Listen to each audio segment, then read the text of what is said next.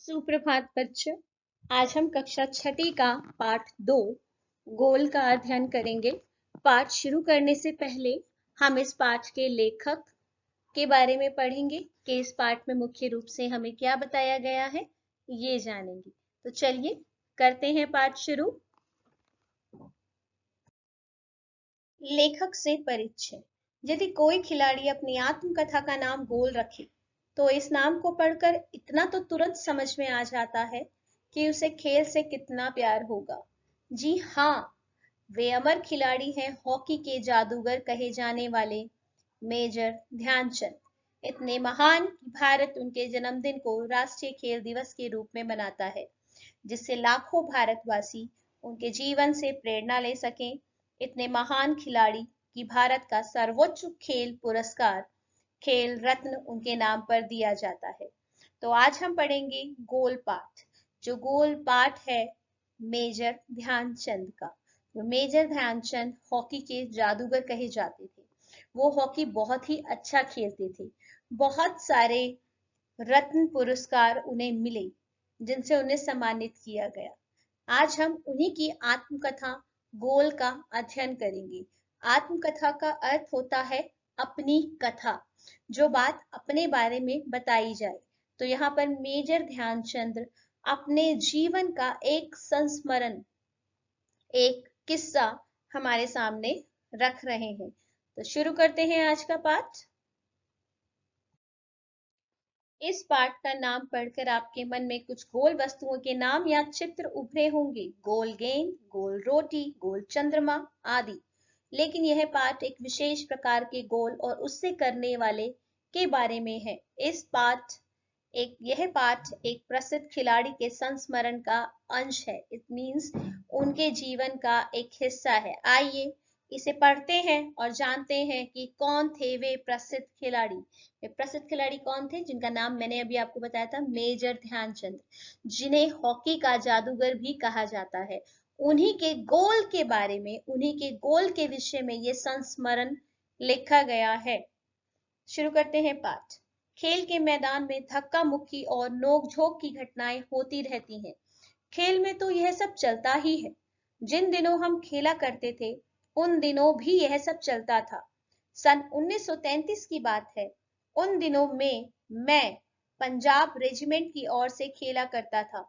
यहाँ मैं शब्द जो प्रयोग किया गया है वो मेजर ध्यानचंद के लिए किया गया है। एक दिन पंजाब रेजिमेंट और सैंपर्स एंड माइनर्स टीम के बीच मुकाबला हो रहा था। माइनर्स टीम के खिलाड़ी मुझसे गेंद छीनने की कोशिश करते, लेकिन उनकी हर कोशिश बेकार जाती।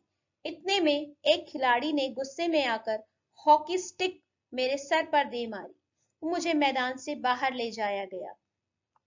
यहाँ पर मेजर ध्यानचंद ने अपने जीवन का एक किस्सा आपके सामने रखा है कि एक गेम में, एक मैच जो चल रहा है उसमें माइनस टीम के खिलाड़ी ने स्टिक लेकर मेजर ध्यानचंद जी के सर पर मार दी और उसे मारने के बाद वे वहीं पर गिर गए।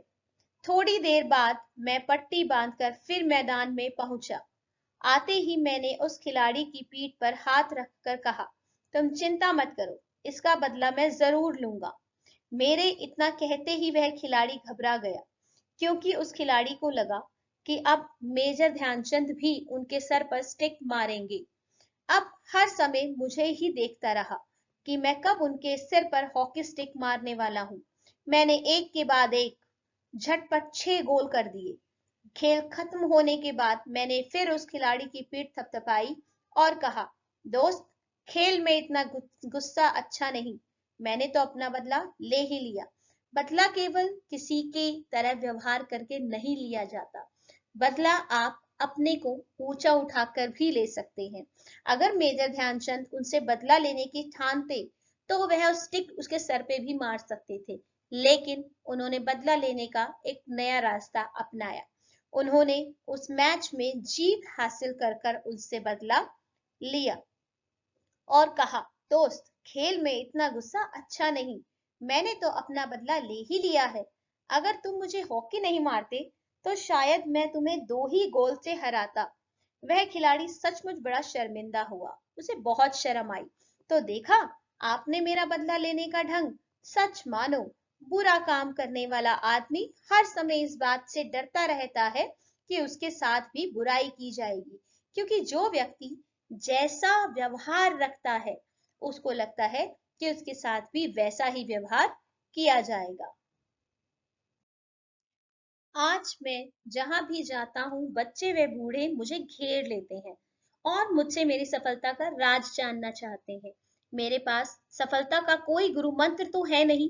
हर किसी से यही कहता कि लगन, साधना और खेल भावना ही सफलता के बड़े मंत्र है। ये बहुत इंपॉर्टेंट लाइन है कि अगर आप में लगन है, आप किसी चीज की बहुत अच्छे से मेहनत कर रहे हैं और आप में खेल भावना है, आप खेल को अच्छे से खेलना चाहते हैं, तो आप जीवन में सफल जरूर होंगे। मेरा जन्म सन 1904 में प्रयाग में एक साधारण परिवार में हुआ। बाद में हम झांसी आकर बस गए। 16 साल की उम्र में मैं फर्स्ट ब्राह्मण रेजिमेंट में एक साधारण सिपाही के रूप में भर्ती हो गया। अर्थ है कि 16 साल की उम्र में उन्होंने सिपाही के रूप में कार्य किया। मेरी रेजिमेंट का हॉकी खेल में काफी नाम था, पर खेल में मेरी कोई दिलचस्पी नहीं थी। उस समय हमारी रेजिमेंट के सूबेदार मेजर तिवारी थे। वे बार बार मुझे हॉकी खेलने के लिए कहते। हमारी छावनी में हॉकी खेलने का कोई निश्चित समय नहीं था। सैनिक जब चाहे मैदान में पहुंच जाते और अभ्यास शुरू कर देते। उस समय तक मैं एक नौसिखिया खिलाड़ी था। इन्होंने अपने जीवन का एक किस्सा आपके सामने लिखा, जिसमें उन्होंने बताया कि वह शुरू शुरू में नौसिखिया खिलाड़ी ही थे। जैसे जैसे मेरे खेल में निखार आता गया, वैसे वैसे मुझे तरक्की भी मिलती गई। सन 1936 में बर्लिन ओलंपिक में मुझे कप्तान बनाया गया। धीरे धीरे उनके खेल में निखार आ गया और ओलंपिक में उन्हें कप्तान बना लिया गया। उस समय मैं सेना में लांस नायक था। बर्लिन ओलंपिक में लोग मेरे हॉकी खेलने के ढंग से इतने प्रभावित हुए कि उन्होंने मुझे हॉकी का जादूगर कहना शुरू कर दिया। खेलते खेलते वो हॉकी के जादूगर बन गए। इसका यह मतलब नहीं कि सारे गोल मैं ही करता था। मेरी तो हमेशा यह कोशिश रहती कि मैं गेंद को गोल के पास ले जाकर अपने किसी खिलाड़ी को दे दूं, ताकि उसे गोल करने का श्रेय मिल जाए। अपनी इसी खेल भावना के कारण मैंने दुनिया के खेल प्रेमियों का दिल जीत लिया। बर्लिन ओलंपिक में हमें स्वर्ण पदक मिला। खेलते समय मैं हमेशा इस बात का ध्यान रखता था कि हार या जीत मेरी नहीं बल्कि पूरे देश की है। इसका अर्थ हुआ कि मेजर ध्यानचंद ने हमेशा केवल अपने लिए मैच नहीं खेला, उन्होंने अपने देश के लिए खेला और अपने देश को जीत हासिल कराई। ये था मेजर ध्यानचंद जी का संस्मरण गोल, जिसमें उन्होंने अपने जीवन का एक किस्सा आपके सामने रखा और हमने ये किस्सा पढ़ा। इससे पता चलता है कि मेजर ध्यानचंद जी केवल हॉकी के जादूगर ही नहीं थे, बल्कि व्यवहार, स्वभाव और ईमान से भी बहुत अच्छे व्यक्ति थे, जिन्होंने हमेशा अपने देश के लिए खेल खेले। इसी के साथ ये पाठ समाप्त होता है और मुझे लगता है कि आपको ये चैप्टर जरूर समझ आया होगा। धन्यवाद।